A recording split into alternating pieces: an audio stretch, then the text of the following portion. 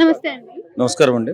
గరికపాటి గారు ప్రతి క్షణం కూడా ప్రతిసారి కూడా చూసుకున్నప్పుడు కాంట్రవర్సీలోకి వెళ్తూ ఉంటారు. అదే దాంట్లో భాగంగానే మొన్న ఒక వ్యాఖ్యలు చేయడం జరిగింది మిడ్ డే మీల్స్ గురించి అని చెప్పేసి.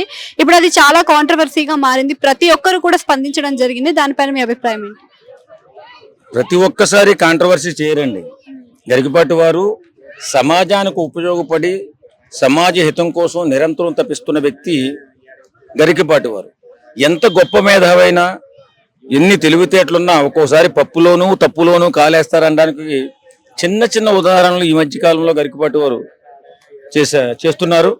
అది ఆయనకి తెలిసి చేస్తున్నాడా లేకపోతే తెలియక చేస్తున్నాడా అంటే అన్ని తెలియాలని ఏం రూల్ లేదు, ఎంత మేధావైనా సరే. కానీ నేనేమంటానంటే అప్పుడు మొన్న మధ్య చిరంజీవి గారు చిన్న ఫంక్షన్లో చిరంజీవి గారిని ఏకవచనంతో పిలిచి అదొక చిన్న కాంట్రవర్సీగా మిగిలిపోయారు.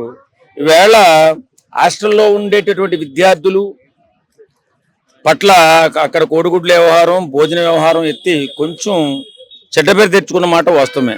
అలాంటి గొప్ప గొప్ప మహానుభావులు ఎక్కడో చోట చిన్న చిన్న తప్పు అంటే తప్పు అనకూడదు దీన్ని. అది తెలియనటువంటి వ్యవహారాల్లో తలదూచి చెయ్యి కాల్చుకోవడం అంటారు దీన్ని.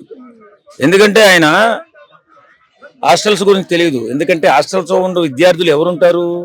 బడుగు బలహీన వర్గాల తాలూకు కుటుంబం పిల్లలు, అలాగే తల్లిదండ్రులు చనిపోయినటువంటి పిల్లలు వాళ్ళు ఉంటారు. వారు మధ్యాహ్న భోజన పథకం కానీ లేకపోతే భోజన పథకం కానీ అమలు చేస్తూ వాళ్ళు చదువుకోవాలని, వాళ్ళ భవిష్యత్తు బాగుండాలని ప్రభుత్వాలు సామాజిక కార్యకర్తలు కూడా వారికి సహాయం చేస్తూ వారిని ముందుకు నడిపిస్తూ ఉంటారు.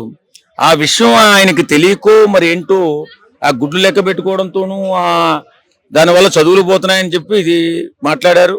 ఏదేమైనా అలాంటి గొప్ప వ్యక్తులు అలాంటివి మాట్లాడకుండా ఉంటే బాగుండును. ఈవేళ గరికపాటి వారిని చాలా మంది అంటున్నారు అది అనకూడదండి. ఎందుకంటే ఆయన అది ఆ విషయం తెలియక ఏ సందర్భంలోనూ ఈ గుడ్లు తాలూకు వ్యవహారం ఎక్కడో ఏ సోషల్ మీడియాలోనో యూట్యూబ్లోనూ చూసి ఇది కరెక్ట్ కాదు కదా అని ఆయన అనుకుని ఉంటారు. ఏదేమైనా ఆయన తెలియకన్నా అంత గొప్ప మేధావి, అంత గొప్ప సంఘ సంస్కర్తని మనం అగౌరవపరుస్తూ మాట్లాడలేం. కాబట్టి ఖచ్చితంగా ఆయన ఈ మాటను వెనక్కి తీసుకుంటే బాగుంటుంది.